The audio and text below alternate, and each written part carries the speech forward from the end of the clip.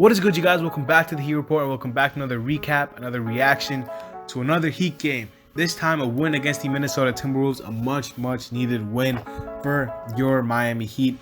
And before we get right into it, make sure you guys leave a like, subscribe, comment down below what you guys thought about the win. I'm here to tell you guys what I saw, and I'm here to tell you guys what we can do better for the next game against the Boston Celtics, and some news around the league as far as standings are concerned. All that good stuff. Make sure y'all leave a like and subscribe as usual.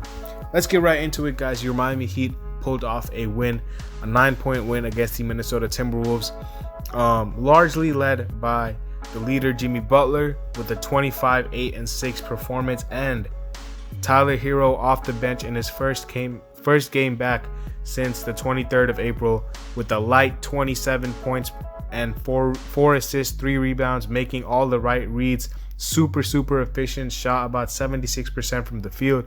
Defensively was very solid compared to what he was in the past. And then you had guys like Goran Dragic contribute with 23 points off the bench as well. And I do think that what I said in the preview yesterday about making them beat us from the 3-point line was very accurate. They only shot 27% from 3. They're not a good 3-point shooting team. Apart from D'Angelo Russell and occasionally Karl-Anthony Towns, no one really on their team really scares me from the 3-point line. I know Anthony Edwards is streaky, but he's not a guy that's a consistent shooter. So the fact that we held them to 27% 3-point shooting already eliminated half their game.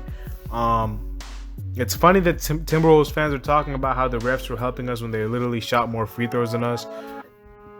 All they had to do was make more free throws, and they could have had a better percentage. They shot 20 from 30. We shot 20 from 27. Doesn't really make sense why they're talking about the refs. But I thought we did a much better job on the glass tonight. We only got out-rebounded by 4, which is still bad. We shouldn't be getting out-rebounded at all. But the fact that we only got out-rebounded by 4, I think last time it was like 14, was a big improvement. I think we rebounded as a team a lot better. You know, a lot of our guys were in foul trouble as well, and I thought some key players stepped up. Duncan Robinson was the first in foul trouble, and we inserted guys like Goran Dragic and Tyler Herro into the game, and they kind of caught fire. They were actually the inspiration behind our first quarter comeback. We were down by a bunch in the first quarter, and our bench came in, and we kind of cut that deficit to 4 at the end of the first. And then we kind of controlled the pace of the game, we controlled everything. Apart from that, the last couple minutes in the fourth quarter where they started to get to the foul line, I thought we basically controlled the middle quarters and the end of the first quarter, which was really important for us. Even Bam was in foul trouble early. We had to put Dedmon in, but then Dedmon also got in foul trouble. Iguodala and Ariza really swapped minutes nicely. I thought the minutes were good there. But our bench was one of our keys as well. The first key was limiting their 3-point shooting, making sure that we make sure that we dare them to shoot as many contested threes as possible, and we did that tonight. The second key that I talked about was our bench. And our bench showed up with Goran Dragic and Tyler Herro contributing to 50 points off the bench. And then when you add in Andre Iguodala's 5 and Dwayne Dedmon's 2, that's 57 points off the bench, which is, if you double that, that's more than the amount of points that Timberwolves even scored. So our bench production was really nice today, and I thought Jimmy did Jimmy things. Shout out to Jimmy, man. Talk your stuff against Karl-Anthony Towns. I saw that. I know y'all saw that too.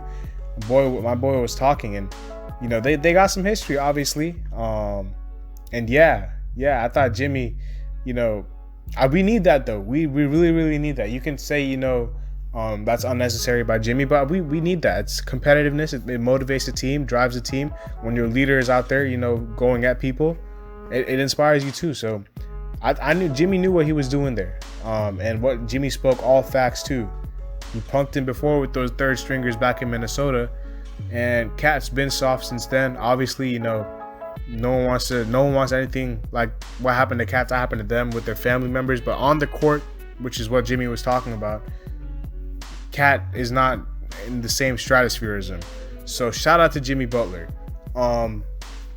Bam, I thought had a quiet game.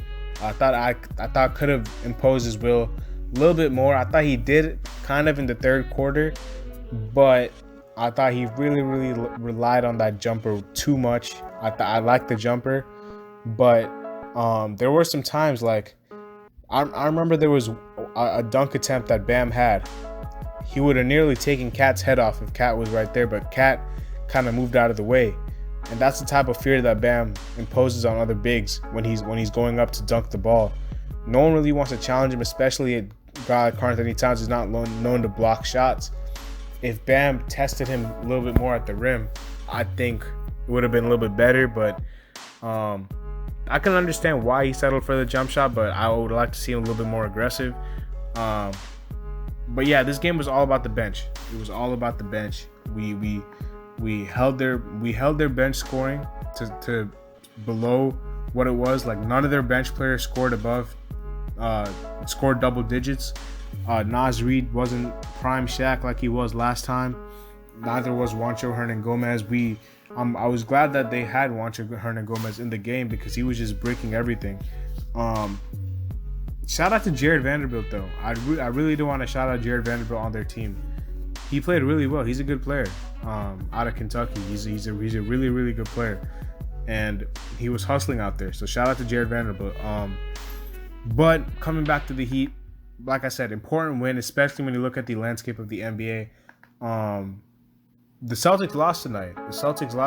And the Celtics are currently 7 and we're 6, so we have a 1-game advantage over the Celtics. The Hawks, we're half a game behind them. If the Hawks lose again, or if we win against the Celtics, we'd be tied with the Hawks as far as record is concerned, but they'd have the tiebreaker over us. So we kind of have to pray that the Hawks lose a lot of their next games, which I think they have the potential to.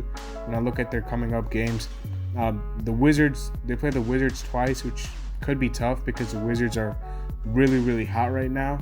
And then they have a couple easy bunnies against the Magic and the Rockets. But if the Hawks lose twice against the Wizards, we could leapfrog the Hawks. The Knicks just lost tonight against the Phoenix Suns. The Knicks lost against the Suns, which is really good as well because we probably might not even catch the Knicks. But even the fact that they just lost, making them 37-30, which I think is they're only 1 game ahead of us. That reduces the gap significantly as well. So 4, 5, 6, 7 are very close, and obviously the games of the season are going to be against the Celtics twice.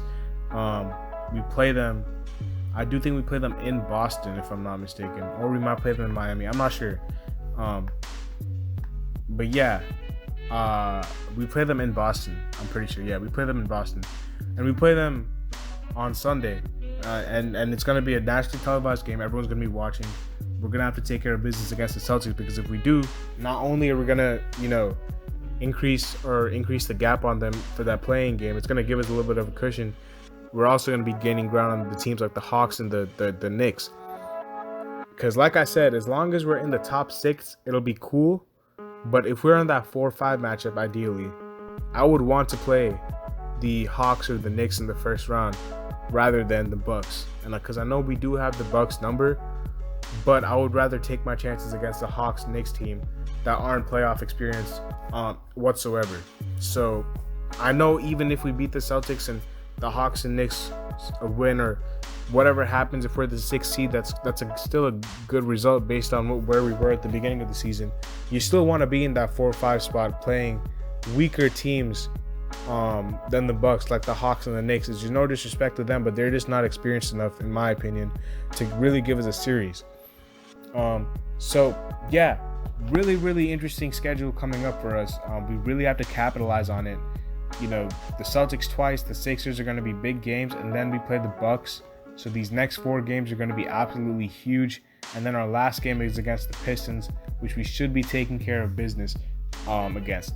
And I'm pretty sure we only have 1 more game at home. You can correct me if I'm wrong, but I'm pretty sure we only have 1 more game at home. And I'm pretty sure that's against the 76ers. Everything else is away. We play the Bucks in Milwaukee, the Celtics in Boston twice, and the Pistons in Detroit.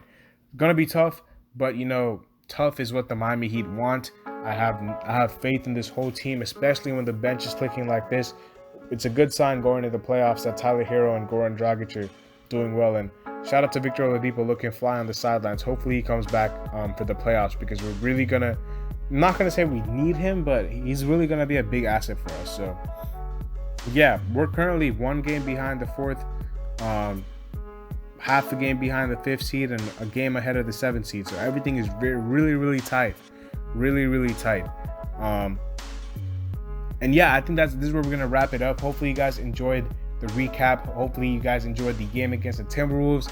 And yeah, I'll be back with another preview against the Boston Celtics on Sunday, and we'll discuss that game when it ends. We got to get a W against the Boston Celtics, and hopefully W's for the rest of the season. I'll see y'all later. As always, man, make sure you guys leave a like and subscribe. Peace.